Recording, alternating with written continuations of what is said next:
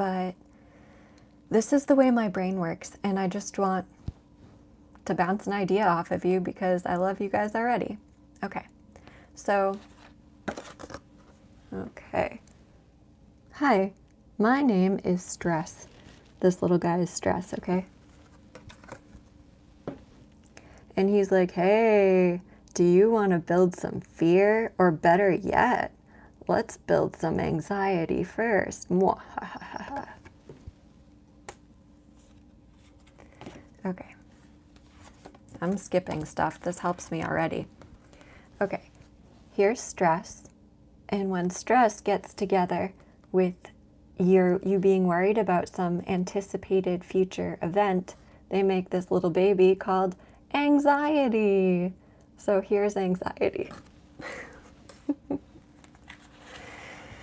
Okay. Well, what about me? That says, how about trauma? And I wrote that with my left hand so it would look extra traumatic. And I made a bunch of yellow tape, like the do not cross tape. Because let's say once a long time ago, there was something that was like, oh my God, don't do this so you don't die. Like, there's quicksand ahead, don't go past here or you'll die. And you're like, note to self, never cross yellow tape. Well, it turns out yellow tape might be used for other things too, like right past the yellow tape is the $1 million blank check waiting for you. I mean, that's an extreme example, but in trauma, it just stops you. So you don't even get a chance to see what's past the tape. Okay, this would be a phobia. So when you have the marriage of little stress guys with you being worried about something in the future and you stack them all up, it's fear of something very specific and it's super organized. Take a look at what regular fear looks like. Do you like my drawings? So you can see stress is getting hugged by these like little things that together they make units of anxiety. And the more you add up, the more fear you have, and the more fear you have, the more likely you are to have PTSD. Woo! Okay, so really, that was all I wanted to say. But I suppose I am still here, so I'll say something else too. I'm going to tell you a story, because that's all I can think of right now. This story comes from a high schooler who is in love with a boy. And this is not related to me. It was actually one of my husband's students. It was when he first started being a teacher, and he brought home like this giant stack of essays, and it was like midnight, and I thought we were like about to have fun or something. And he like stands up, clears his throat, and starts reading Mossy Rocks. So, once upon a time, there was a girl with her friends. It was summer, and they were canoeing.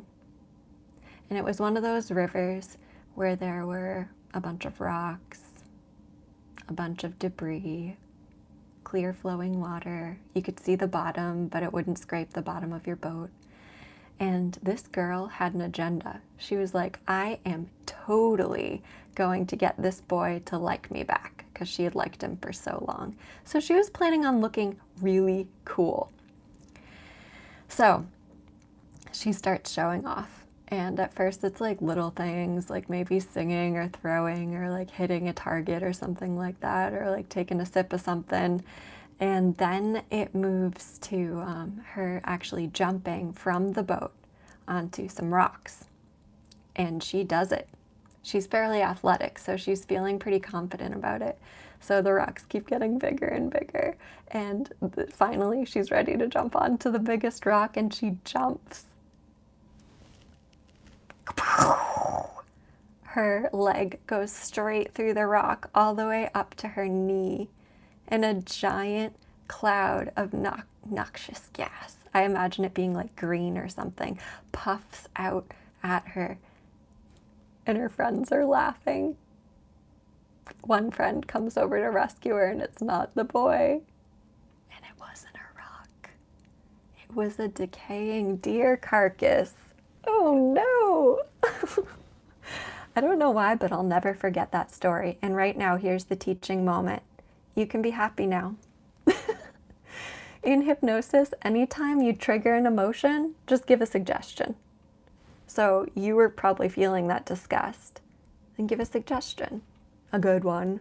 Like, from now on, anytime I notice I'm having a strong emotion, I'm going to give myself a positive suggestion. So, like, you could be the most miserable you've ever been. Someone you absolutely love could have died. Someone could have cheated on you, like anything awful, and it's strong. Use that. That is like your ticket to rewriting how things are for you. And with that, my friends, I'm going to dramatically leave. I love you all. Bye.